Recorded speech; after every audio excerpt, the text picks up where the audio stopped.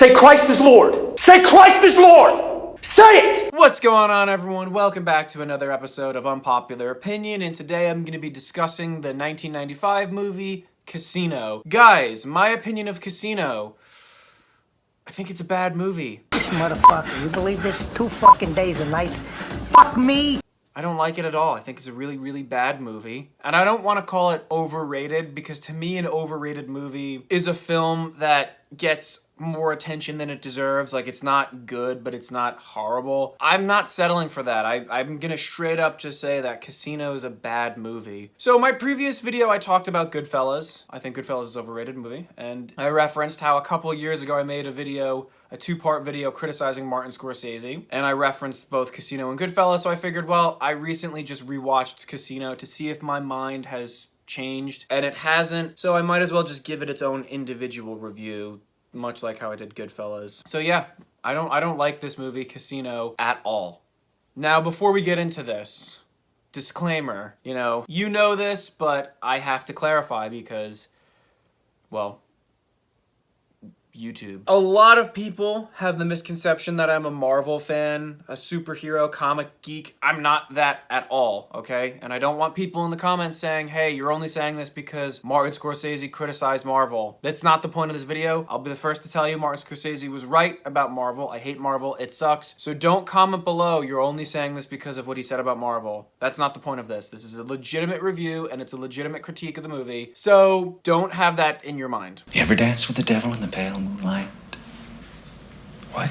And also, like, you could skip this part because it has nothing to do with the review, but as a little inside joke, I used to work for a company. I hated the company. I hated the boss, the owner. He was a real scumbag, and he would give out all of the employees, like, really unimaginative, uncreative names, like nicknames, and he gave me the nickname Casino. It was either that or Atlantic City, and I was like, I'd rather be called Casino. And every time I hear the word casino or the name of this movie, I can always just hear my old boss, whom I despise, just yelling, Casino! So I guess that's also burned into my memory. But be that as it may, let's just proceed right into the review. Much like how I criticized Goodfellas for using this technique, Casino falls into the same category. In fact, realistically, a lot of Martin Scorsese crime movies follow this formula of how it unfolds. It either starts in the middle or at the end. It introduces us to the character and then something extreme happens, and then you hear his voiceover because he's the narrator from his very specific point of view, our protagonist. And then it takes us back to the beginning, and then the rest of the movie is a montage of like really smaller scenes that are maybe at most like 2 minutes long, and then they're strung and sewed together by the voiceover, the narration, to explain the context and content that you're watching so you'll understand, and then that's coupled with an awesome soundtrack to make you think that you're having a good time, when in actuality it's just a montage of tiny scenes and music and a voiceover, not a lot of actual acted structured scenes. So Goodfellas did that, Casino does that, and I mean, it works for a little bit, but for the whole movie, I don't like that. So to me, I think that's a problem for this film. Like, this movie is just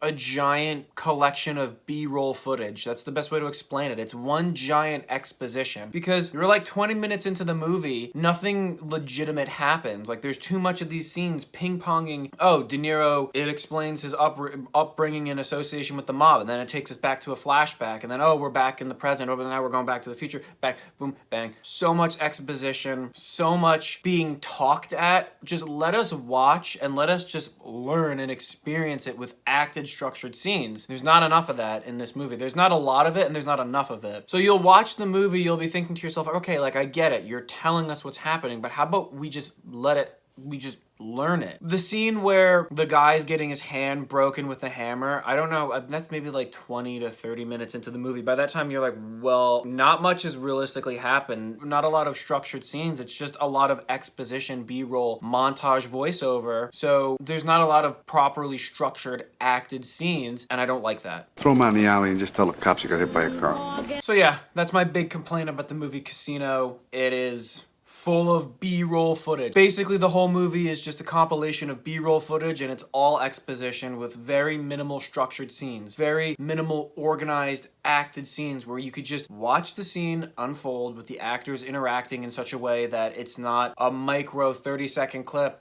and then it jumps to something else, and then you have the voiceover explaining it for you. Like, just let us watch it and experience it. You're just being talked at, and it's not overwhelming. It's just not enjoyable for a movie. Another thing that I have a complaint about this movie is the real life story that inspired the movie. It's a fascinating story, and I don't think it was told in a way that was put well onto screen. So it's not like Goodfellas. Like, Goodfellas is like historical, whereas in this is inspired by the historical events. So the names of the characters were changed. Instead of having Tony Spilotro, you have Nicky Santoro, or instead of Lefty Rosenthal, you have Ace Rothstein. Either way, the real life story that inspired the movie, I don't think they put it onto screen very well, and it didn't make for a good movie. Because the real life story is the mafia being involved in Las Vegas and how they ran and operated casinos. So you have mob-run casinos, and they have their scam with the skim operation where they're stealing money from the counting rooms and they're using it to launder their illegitimate crime. And that's such a cool story. And then the fact that they had to hire Lefty Rosenthal to manage these casinos, you'd think that would be really, really cool to see. But it didn't translate onto screen very well. Because realistically, Las Vegas, the history of Las Vegas has always been that of it's a crime cesspot. It's full of criminals. It's always been like a Wild West outlaw cowboy bandit town. And in real life, the transition from frontier outlaw town evolving into a mafia playground, it's actually kind of cool and almost like poetically genius, because everyone always says that gangsters are like modern urban cowboys. So the cowboy western genre was replaced by gangsters, and you'd think like, okay, so seeing something like Las Vegas, which was once cowboy and then being modernized and evolved to feature and include gangsters, would be super cool and transition to screen very well. But I don't think Martin Scorsese did a good job with that. I mean, firstly, it's a funny gag, but in terms of portraying the history, they say back home all the time. They're like, well, back home, back home, back home. Why can't you just say it's the Chicago outfit? Like, why can't you just say, hey, these are the Chicago mafia or mobsters, the Chicago mobsters from the Midwest, as opposed to just baking back home? You dumb motherfucker! Also, the montage technique where he just pushes content and like, we're just gonna move it along. Like, just give you information, speed, give you information, just keep it moving. You know, efficiency, speed and efficiency. You don't really know the details of the operation that well. You're told it, but you don't experience it, and you're kind of left in the dark about a lot of things. It's just a broad overview. Doesn't really make for a good historical telling of the real life story. But so anyway, for those who haven't actually watched the movie, like, I'm gonna tell you, the movie itself, it's about mobsters in the Midwest who have casinos in Las Vegas, and one such casino is put under the control of a mob associate, Ace Rothstein. He's a Jew, so he's not Italian, and he's not really a made man. He's not a boss or anything, but he's associated with the mob, and he's like a genius at sports betting and sports gambling, so much so that he can calculate almost anything and accurately assess the outcomes of a game while it's going on, and hence he makes a lot of money for the mafia. They think he's the perfect man to run one of their casinos, and so he's unofficially the boss of this casino, and he runs it, and then his childhood friend, Nicky Santoro, comes in to be like his protector or the overseer of the mob because he's a made man, and then it just spirals out of control after that. It just completely spirals out of control. So De Niro and Pesci, they start out as like really good childhood friends, and then the fact that Santoro doesn't really have a lot of self-control and he's operating kind of independently of the bosses, he undertakes his own criminal activities and makes Las Vegas a very unsafe, criminal-heavy place that jeopardizes the casino industry there, and it also puts a strain on his relationship with Sam. $100 whoever hits the plan. Basically, from the beginning of the movie, their friendship slowly starts to wither away, and it gets really strained, and then in the end, their friendship is effectively over. Nicky, you're not listening to me. I'm here to help you. What's the matter with you? You're gonna bury us both. Because Nicky's a high-profile criminal who's bringing a lot of really bad attention to Las Vegas. I'm gonna okay you 10 to get you even, and that's it. Then you gotta get out of here before the cops and newspapers are all over you. 10 and that's it. And to the casino, and it jeopardizes De Niro's ability to not only control the casino and run it, but it puts him in jeopardy of legally being allowed to be there. So, I don't know, that aspect of it was kind of interesting, but the execution wasn't really for me. Now, let's just talk about Pesci's performance. I was critical of him in Goodfellas. I liked him a little bit more in this movie, but to be fair, this was pretty much a copy and paste of his performance from Goodfellas into Casino, where he plays the angry tough guy who beats people up, and he's got the short man syndrome, Napoleon complex. What are you staring at, you bald-headed Jew prick? But to be fair, like I said, I liked him better in this movie because his attempt at the Midwestern Italian accent was really funny, as opposed to his normal Joe Pesci sounding voice. He's like, somehow some guy's always looking the other way. It's just another jag-off with a briefcase. Somehow somebody's always looking the other way. Just another fat fuck walking out of the casino with a suitcase. The way he sounds was really funny. It sounds like he's got peanut butter on the roof of his mouth. And it was kind of funny. But also, I do think his performance this time required a lot more talent, because it wasn't just him being like angry, hit the guy, screaming Italian stereotype. Like, spoiler alert, the scene where he died, like, you see him crying and grieving the fact that he has to watch his brother being beaten to death. And that actually required a lot of talent to pull off, and I think Joe Pesci nailed that. The fact that he was actually legitimately crying, and you believed him, was pretty believable. Or his interactions with Ginger, Sam's wife. Like, you could see him being seduced and then falling for the trap of, oh, I shouldn't have done this. I'm in over my head. I'm actually risking my life doing this. I fucked up, Frankie. I'm in a bad fucking spot here. So it required more talent. I liked him a little bit better in this movie. And I should mention, you know, to be fair, the dynamics between De Niro and Pesci were surprisingly interesting, more interesting in this movie, because they flipped the script. Typically, De Niro's like the big tough guy and he's in charge, and Pesci's like the loose cannon but answers to De Niro.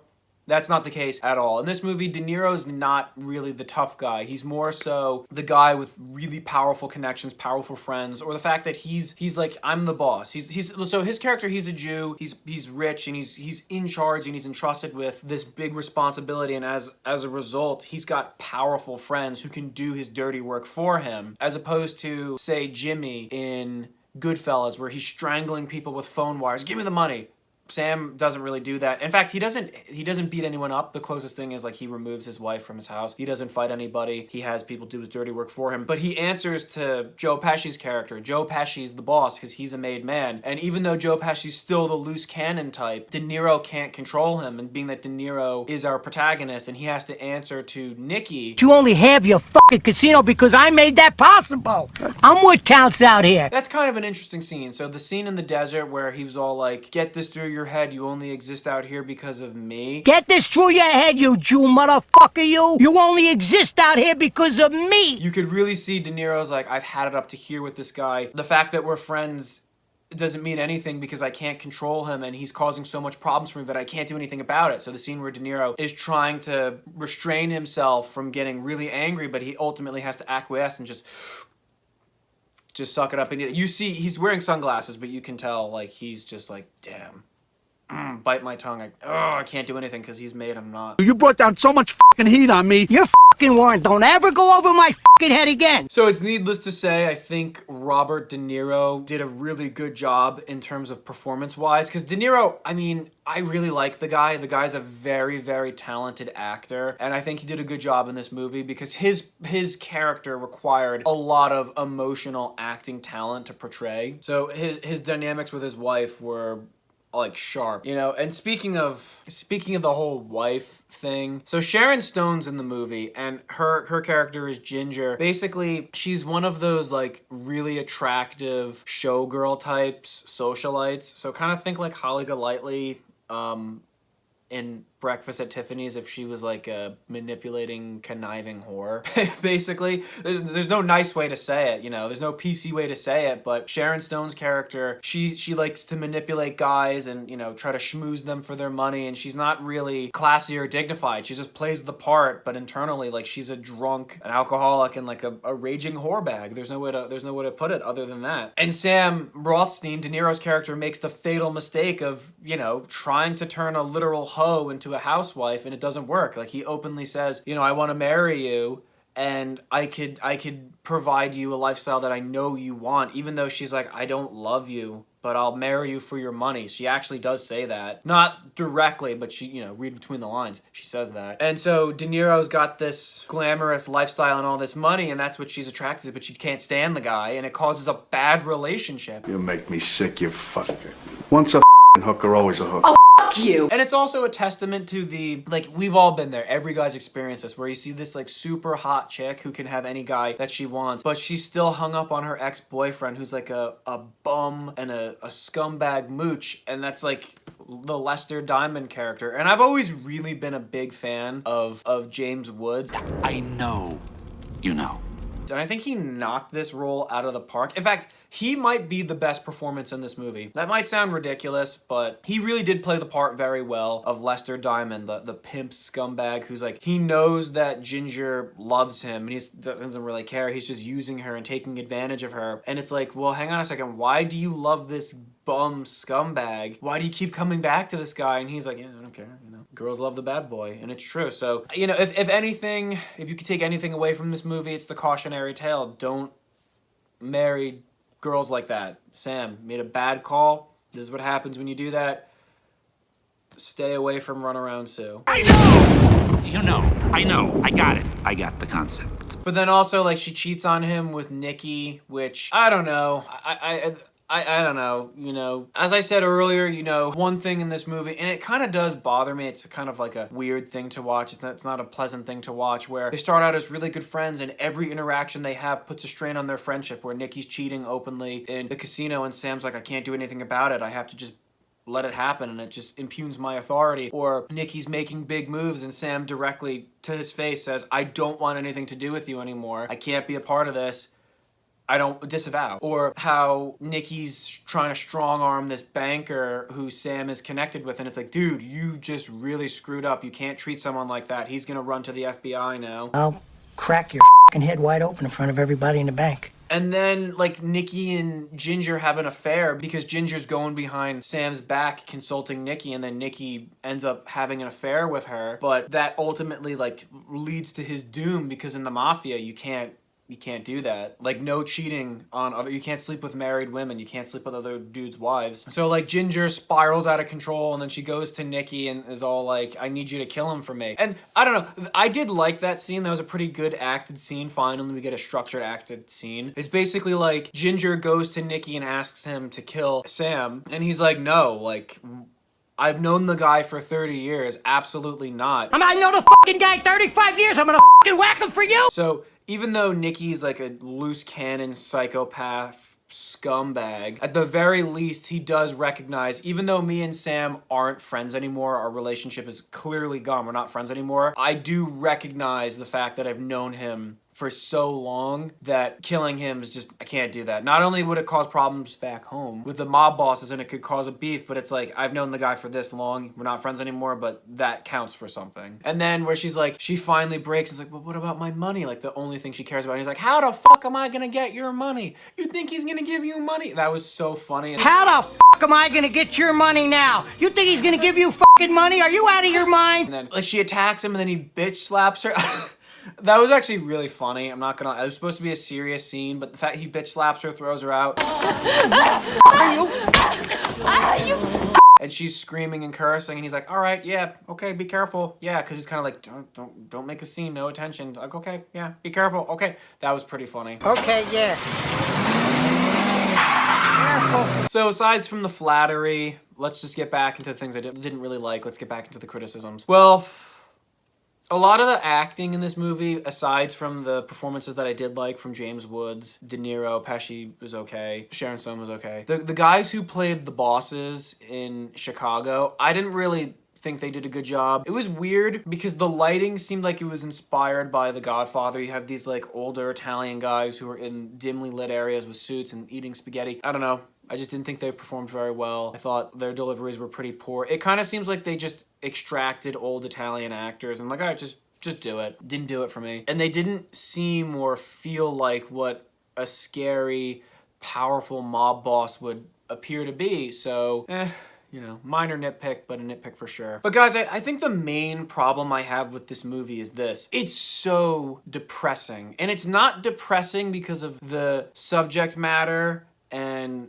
the source material. It's depressing because of how boring it is. Listen, this whole yokel, I had it with you. I've been carrying your ass to this place ever since I got it. Like, guys, it's a 3-hour movie and it is extremely boring. There are a few scenes that are good, but it doesn't make the whole movie worth watching. So a couple scenes that I like would be maybe the cowboy with his boots on the table or his feet on the table because he wasn't wearing any shoes. You f***ing faggot! Do you know who you're f***ing with? And then the cell phone conversation afterwards. Then he called me a faggot. So What? that cocksucker out. Come here. You called my friend a faggot? Nikki and Ginger, De Niro and the conflict with his wife was pretty interesting. Don Rickles was actually pretty solid in all the scenes he was in. By the way, I'm Billy Sherman, casino manager. But overall, it's like such a boring movie. You don't fuck around in this place. You got it? Yeah. Get out of here. And it's depressing because of how boring it is. And you're thinking to yourself, I can't believe I'm actually watching. This is my personal thoughts. I'm watching this movie. I'm like, why are you watching this? You're not enjoying this. This is boring. And then by the time you get to the end, you're like, I just wasted my time watching this. It's a 3-hour movie and you feel those 3 hours. It's never a good thing when a long movie is long, but it feels like it's long. Because if you're enjoying yourself, time flies. You know, time flies when you're having fun. But if you feel like the movie is long and then you're like, wow, that 3 hours, it felt like 3 hours, maybe it felt even more, you know you wasted your time. And when I watch it, I think, man, I'm never gonna get those 3 hours back. Like, I might as well have watched a trigonometry documentary for 3 hours. Boring, that's how it feels. Boring, waste of my time, but at least I'd get something out of trigonometry. I don't know. Guys, it's a very boring movie. It's not entertaining. It's not exciting. Even the music, I didn't even really like the music in this one. At least in Goodfellas with the music soundtrack, that was pretty cool, but this didn't feature a lot of great music. It featured kind of boring music,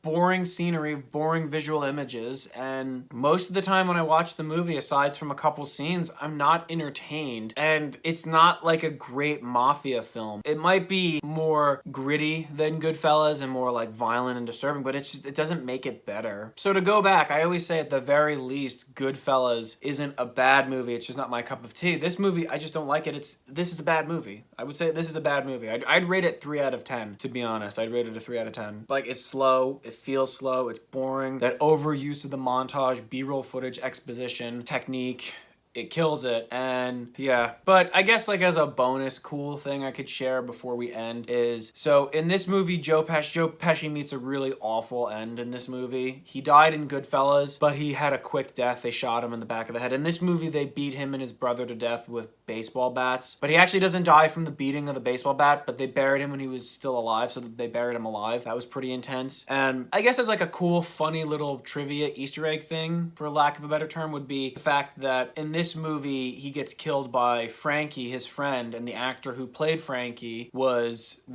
beaten up by Joe Pesci in Raging Bull and Goodfellas. So Joe Pesci beats this actor up in 2 high-profile Scorsese movies and humiliates the guy in Raging Bull, beats him up, and then kills him in Goodfellas. But in this movie, the guy finally gets to have his revenge on Joe Pesci. He cracks him with a bat, beats him up, kills his brother, and then he buries him while he's alive. So I think that's kind of a cool little, all right, I've been beaten up by this actor in 2 movies. Can I just beat him up back? And I'm pretty sure Scorsese was like, yeah, go ahead. You know, he killed you in Goodfellas. You can kill him in this movie. And the fact that he played Billy Bats in Goodfellas and he beat Joe Pesci with a bat, that's obviously on purpose. That's obviously like on purpose. So I liked that. That was kind of cool. But guys, yeah, that's my overall attitude, my overall opinion, my overall thoughts on the movie Casino. It's not for me. It's 3 out of 10. Not a good movie. I'd say this is a bad movie. I don't think it gets the criticism that it deserves. I think it gets more praise than it deserves. I don't think it gets the criticism that it deserves. It's not an enjoyable movie. It's kind of boring. And it's not kind of boring. It's very boring. And too long doesn't tell the story in a way that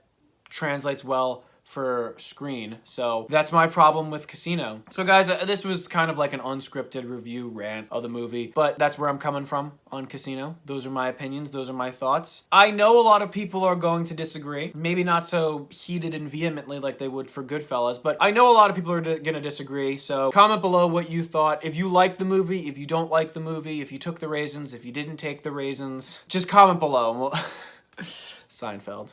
I'm sorry. But seriously, comment below, let me know. Also, dare I ask for you to like and subscribe? I'm going to, even though I know a lot of people are probably like, no, Scorsese's my man. I can't do it. I understand. I respect that. But if you, I don't know, if you appreciate contrarian views to popular movies, go ahead and like it anyway. Subscribe if you felt like you got something out of this video. But yeah, also guys, check me out on Instagram. That will be linked in the description below. And yeah, that's all I have for you guys. So I'll see you in the next Unpopular Opinion.